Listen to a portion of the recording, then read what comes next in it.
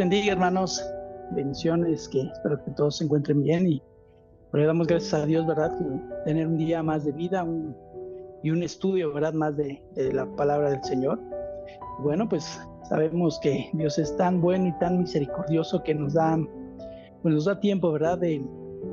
Pues tanto de arrepentirnos, pues, mejorar nuestras vidas, ¿verdad? Y poder cumplir su voluntad. Y bueno, pues vamos a ver ahora una de las maneras que el enemigo usa, ¿verdad? Para poder atacar a los hijos de Dios, inclusive a quienes no conocen de la palabra, de igual manera pues, usa el mismo método, digamos así, para incitar al pecado. A quienes no conocen de la palabra, pues ellos fácilmente se dejan llevar y pareciera que ni siquiera se podrían dar cuenta de este ataque o de esta incitación, pero nosotros como hijos de Dios, pues sí lo, lo reflexionamos, lo recapacitamos y sabemos que el enemigo pues, nos ataca de esta manera. Entonces, pues el tema de esta ocasión se titula Ármate con el yelmo de la salvación. Y bueno, pues sabemos, ¿verdad?, que esta parte de la armadura del Señor está en el libro de Efesios, capítulo 6, del 10 al 20, es donde se encuentra, como dice Pablo, escribe, ¿verdad?, que nos debemos de armar o colocar la armadura del Señor. Y bueno, pero vamos a ver en específico, ¿verdad?, lo que es el yelmo de la salvación. Se me hace, toda la armadura es importante, pero bueno, sabemos que el yelmo es un casco y Pablo lo ilustra de una manera, ¿verdad? En esos tiempos era muy común y daba unos ejemplos muy detallados en cuanto a cuando hablaba de la milicia, cuando hablaba pues de pelear la buena batalla, ¿verdad? Y Pablo seguramente pues los llevaba, ¿verdad? Los ilustraba apuntando hacia el ejército romano. Y sabemos que el ejército romano era un ejército muy bien adiestrado, muy bien preparado, eran hombres muy entregados, ¿verdad? Para pelear y dar su vida por la nación, pero sobre todo, pues ellos veían al emperador en turno, lo veían como un dios, ¿no? Y entonces ellos pues estaban dispuestos a dar su vida por su nación y por su rey, de igual manera. Entonces, sabemos cómo Pablo ilustra esa parte del yelmo, ¿verdad? De poniéndose la coraza, el escudo, la espada, en este caso el cinto, las botas, en este caso el yelmo de la salvación. Y pues sabemos que pues un casco cubre una parte importante y vital, ¿verdad?, del ser humano, que es la cabeza. Pero bueno, Pablo lo hace este tipo de ilustración, lo ilustra de esa manera para los creyentes darnos a entender, ¿verdad?, que lo que debemos de hacer es cuidarnos en los pensamientos, dice o dijo Martín Lutero. No podemos evitar que los pájaros vuelen sobre tu cabeza, pero sí puedes evitar que aniden en ella. Esto hablando de los pensamientos. Entonces, lo que él trataba de ilustrar de igual manera es pues que no podemos evitar tener pensamientos de todo tipo, obscenos, inclusive pecaminosos, de muchos tipos de pensamientos. Pero pues a lo que apuntaba, ¿verdad?, Martín Lutero, es decir, bueno, puedes pensar en ello, pero no dejes que se asienten en tu mente, en tu cabeza. Y bueno, pues es algo muy peligroso dejar que los pensamientos que no provienen del Señor los retengamos en nuestras mentes por mucho tiempo, porque eso, el peligro que corremos o que corre el cristiano, pues es de que esos pensamientos bajen a los deseos del corazón y entonces, pues se usa el cuerpo mismo, ¿verdad? Pues para efectuar o para consumar el pecado. Pero bueno, pues vamos a ver algunos versículos que hablan de ello. Y bueno, pues vamos a ver la importancia que tiene esta arma. Esta es una arma de defensa, realmente no es un arma de ataque. Un arma de ataque podría ser la espada, ¿verdad? Que es con la que dice la escritura que nos armemos con la espada del Espíritu. Pero bueno, el yelmo es un arma de defensa. Y voy a leerles en Mateo 22, del 35 al 38, lo que dijo nuestro Señor. Dice, y uno de ellos, intérprete de la ley, preguntó por tentarle diciendo, Maestro, ¿cuál es el gran mandamiento en la ley? Jesús le dijo, amarás al Señor tu Dios con todo tu corazón, con toda tu alma y con toda tu mente. Este es el primero y grande mandamiento. Entonces vemos que ese es el más grande mandamiento, ¿verdad? Amar a Dios con todo nuestro corazón, nuestra mente, con nuestra alma y con toda nuestra mente. Entonces, es aquí donde comenzamos, ¿verdad? A ver el estudio referente a lo que es el título que estamos viendo en esta ocasión. Y bueno, pues eso es precisamente, ¿verdad? La mente, los pensamientos, todo lo que implica, ¿verdad? En él. Entonces, lo que decía Pablo, dice, pues hay que armarse y colocarse el yelmo de la salvación, porque precisamente en los pensamientos dice la Escritura que nosotros debemos amar a Dios con todo nuestro ser, incluyendo con nuestros pensamientos. Y es bien interesante, hermanos, porque cuando habla Dios de lo que es el corazón, el alma y la mente, tienen una relación. Las tres palabras o las tres formas de amar a Dios tienen una relación muy estrecha. Corazón habla de cardia, ¿verdad? Lo que conocemos como algo lo cardíaco, ¿verdad? Que es el corazón, pero bueno, científicamente es el músculo, ¿verdad? Que tenemos para que bombea la sangre, pero hablando en los términos espirituales, la definición refiere a los pensamientos o los sentimientos. Esa es la definición de cardia, se traduce como corazón. Entonces tiene que ver con la mente. El alma, que su palabra es suje, su definición es aliento, ser, vida, corazón, de igual manera, entre otras definiciones. Y mente, que la palabra en el original es dianoia, y su definición es pensamiento hondo o pensamiento profundo. Esa es la definición que se toma en estos pasajes y hace referencia al entendimiento, a la mente, a los pensamientos, al raciocinio, es decir, usar la razón para conocer o para juzgar las cosas, ¿verdad? Para tomar decisiones. Eso es a lo que refiere. Entonces, ¿qué es lo que apunta? Que debemos amar al Señor con todo nuestro ser, con todo nuestro ser. Y bueno, pues eso es lo que el Señor nos está pidiendo, ¿verdad? Que usemos aún nuestra mente y nuestros pensamientos para adorar a Dios. Así es que un verdadero cristiano, un hijo de Dios, debemos amar a Dios con ese conocimiento absoluto de que debemos usar todo esto para amar al Señor de distintas maneras, ¿verdad? Lo debemos hacer con nuestra mente, lo debemos hacer con nuestro corazón, con nuestra misma alma. Nuestros pensamientos deben ser dirigidos a Dios, nuestros pensamientos no deben de salir de la voluntad del Señor, y no porque no podamos ser o no seamos atacados o no seamos tentados, sino que simplemente cuando lo estemos siendo, pues inmediatamente, ¿verdad? Por medio de la Escritura nosotros tomar versículos bíblicos, apropiárnoslos y pues declararlos, ¿verdad? Porque es de la única manera que podemos declarar nosotros la palabra, lo que es escrito, lo que ya está escrito. Entonces, vamos a leer otro pasaje que está en Efesios 2, del 1 al 3. Dice, y Él os dio vida a vosotros cuando estabais muertos en vuestros delitos y pecados, en los cuales anduvisteis en otro tiempo, siguiendo la corriente de este mundo, conforme al príncipe del aire, el espíritu que ahora opera en los hijos de desobediencia, entre los cuales también todos vosotros vivimos en otro tiempo, en los deseos de nuestra carne, haciendo la voluntad de la carne y de los pensamientos, y éramos por naturaleza hijos de ira, lo mismo que los demás. Entonces, antes de conocer del Señor, ¿verdad? Dice que también éramos hijos de desobediencia y hacíamos la voluntad de la carne y de los pensamientos. Y es interesante analizar, ¿verdad? El verbo que usa aquí, que haciendo, que dice, haciendo la voluntad de la carne, es un verbo, es un tiempo presente, o sea, tiene el sentido de hacerlo en todo momento y de una manera repetida, una manera constante, pero bajo una voluntad.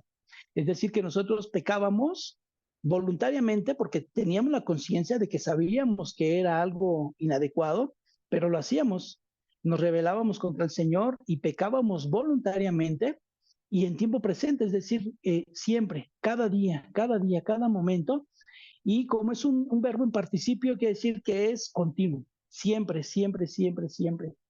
Entonces, qué interesante, ¿verdad? Verlo desde el punto de vista, en un sentido original. Y bueno, ahora voy a leer igual en el libro de Efesios, capítulo 4, del verso 17 al 24. Esto pues digo y requiero en el Señor, que ya no andéis como los otros gentiles que andan en la vanidad de su mente, teniendo el entendimiento entenebrecido, ajenos de la vida de Dios por la ignorancia que en ellos hay, por la dureza de su corazón, los cuales, después que perdieron toda sensibilidad, se entregaron a la lascivia para cometer con avidez toda clase de impureza. Mas vosotros no habéis aprendido así a Cristo, si en verdad le habéis oído y habéis sido por él enseñados, conforme a la verdad que está en Jesús. En cuanto a la pasada manera de vivir, despojaos del viejo hombre que está viciado conforme a los deseos engañosos y renovaos en el espíritu de vuestra mente y vestíos del nuevo hombre, creado según Dios en la justicia y santidad de la verdad. Y bueno, pues interesante ver que en el verso 17 nos dice que pues, antes andábamos andábamos en la vanidad de nuestra mente y que no se debe continuar en esa vanidad. Eso se define como alguien que anda con una mente vacía. Esa es la palabra vanidad, algo vacío, anda en una mente vacía, sin conocimiento, sin entendimiento, sin comprensión. ¿Y de qué? Pues de las escrituras y de la voluntad del Señor. El verso 18 entendemos por qué tiene una mente vana. Dice que teniendo el entendimiento entenebrecido, ajenos de la vida de Dios por la ignorancia que en ellos hay, por la dureza de su corazón. Ese versículo es algo fuerte, hermanos, porque primero vemos que se tiene el entendimiento entenebrecido. Bueno, y la palabra, como hemos visto, de entendimiento refiere a la mente, es decir, a la capacidad o la facultad de pensar o de decidir, ¿verdad? Voluntariamente. Y la palabra entenebrecido se define como oscuridad, tinieblas, algo totalmente oscuro, tinieblas que no se pueden, ¿verdad? Ni siquiera densas, ¿verdad? Unas tinieblas densas. Así que cuando se tiene un entendimiento en tinieblas, pues no se puede obedecer a los mandamientos de Dios. ¿Y por qué? Pues por esa ignorancia, ¿no? Y por la dureza del corazón. Es decir, que el corazón en su dureza, el hombre cuando endurece su corazón, pues es muy difícil, hermanos, que el Señor pueda tocar un corazón así, porque no hay ni siquiera esa voluntad propia de querer conocer, de querer arrepentirse de sus pecados. Son mentes entenebrecidas, mentes que están totalmente, eh, pues sin entendimiento, vacías, huecas, y pues es algo muy, muy, muy terrible, hermanos. Y en eso andábamos nosotros anteriormente, que antes de conocer al Señor. Y bueno, pues en los versos 22 y 23 dice que en cuanto a la pasada manera de vivir, despojaos del viejo hombre que está viciado conforme a los deseos engañosos y renovaos en el espíritu de vuestra mente. Esto es bien interesante porque aparte de que nos despojemos de ese viejo hombre, el cual está viciado a esos deseos engañosos, dice que nos renovemos en el espíritu de nuestra mente. Es que debemos renovarnos en el raciocinio, hermanos. Eso, en el razonamiento de nuestros pensamientos. Es decir, que nuestros pensamientos deben ser diferentes a los que teníamos antes de conocer de Dios. Esa es una renovación en el espíritu de vuestra mente. Una renovación en nuestro raciocinio, en nuestro razonamiento, en nuestro pensar, porque de esos pensamientos dice la escritura que nosotros cuando hablamos, pues de eso habla, ¿verdad? Lo que hay en el interior del ser humano, del hombre. Entonces, entendemos que la importancia de armarnos con el yelmo de la salvación, eso es algo fundamental, hermanos. Es ahí donde nosotros debemos o proteger nuestros pensamientos y no dejar que esos dardos del enemigo lleguen, ¿verdad? Son dardos de fuego que llegan, tentaciones, llegan muchas cosas que llegan a la mente, ¿verdad? Pero para eso es el yelmo de la salvación. Y bueno, pues eso es cubrir esos pensamientos que no proceden de Dios, evitar ser atacados, tentados por malas obras, malas palabras, malas acciones. Y les voy a leer el texto en Marcos 7, del 20 a 23, que dice, pero decía que lo que del hombre sale, eso contamina al hombre, porque de adentro, del corazón de los hombres, salen los malos pensamientos, los adulterios, las fornicaciones, los hurtos, las avaricias, las maldades, el engaño, la lascivia, la envidia, la maledicencia, la soberbia, la insensatez. Todas estas maldades de dentro salen y contaminan al hombre. Entonces todo eso sale, hermano, del corazón del hombre, sale de los pensamientos del hombre, del interior de un hombre que no tiene el uso de un raciocinio correcto, que tiene una mente vacía, que tiene una mente sin Cristo, que tiene una mente que no importa, no interesa hacer daño a la gente y pues menos se puede imaginar que el hacerle daño a la gente es atentar directamente contra Dios, porque pues los mandamientos del Señor, el primer mandamiento, ¿verdad? Que vimos es amarás al Señor tu Dios con todo tu corazón, toda tu mente, todas tus fuerzas, con toda tu alma. Y el segundo grande mandamiento, pues amarás a tu prójimo como a ti mismo. Entonces, estos pasajes en el cual el Señor afirma, ¿verdad? Que lo que contamina al hombre no es lo que entra, sino lo que sale de él.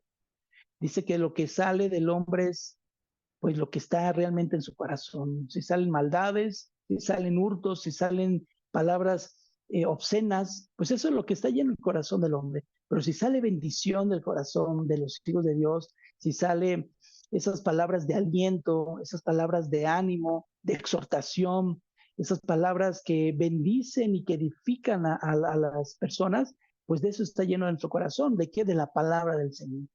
Entonces vamos a leer, les voy a leer el texto en 1 Tesalonicenses 5:8, pero se las voy a leer en la traducción del lenguaje actual.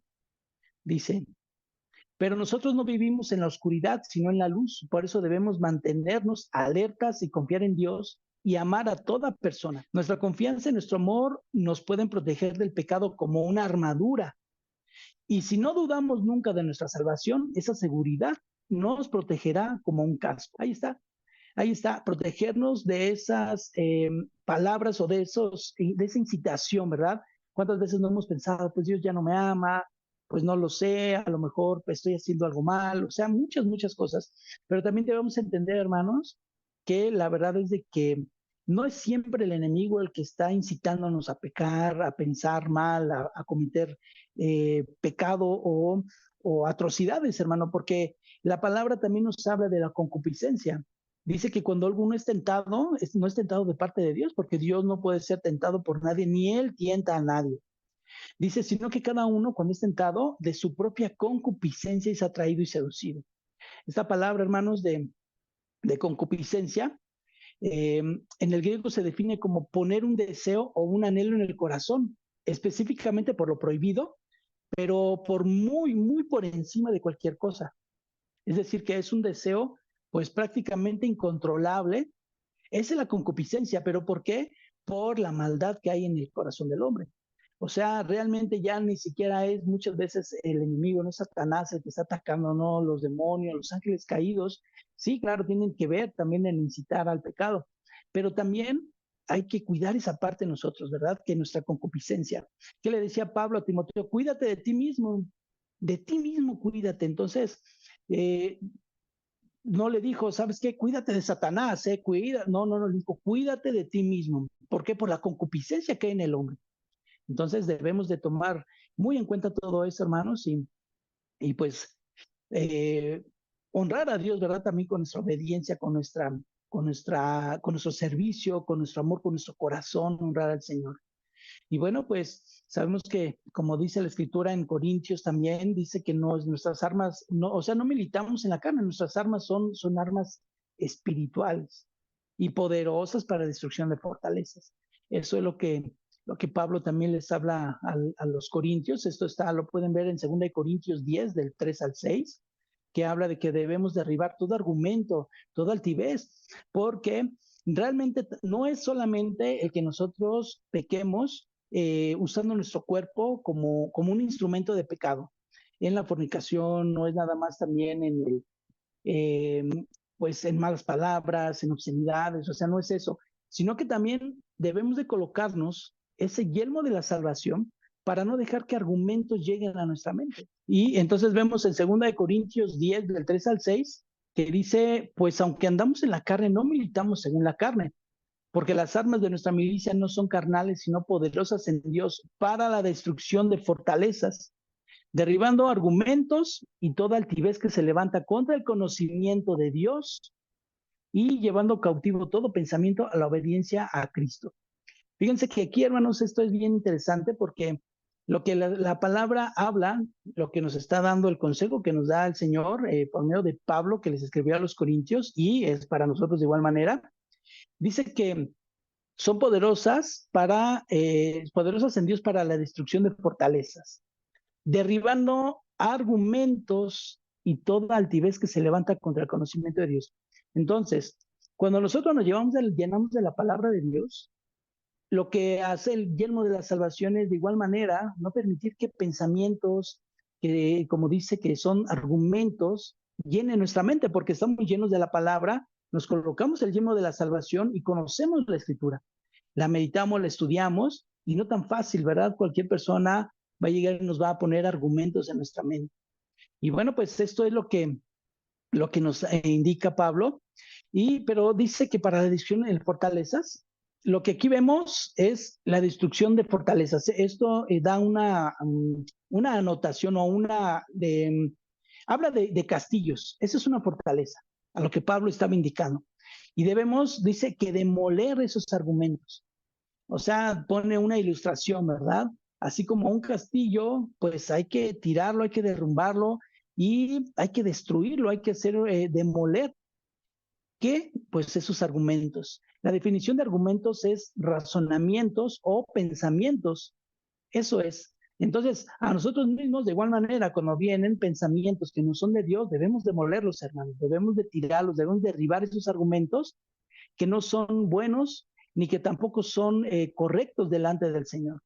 Entonces, dice que todo eso es lo que debemos hacer y esa es la importancia de estar llenos de la palabra de Dios.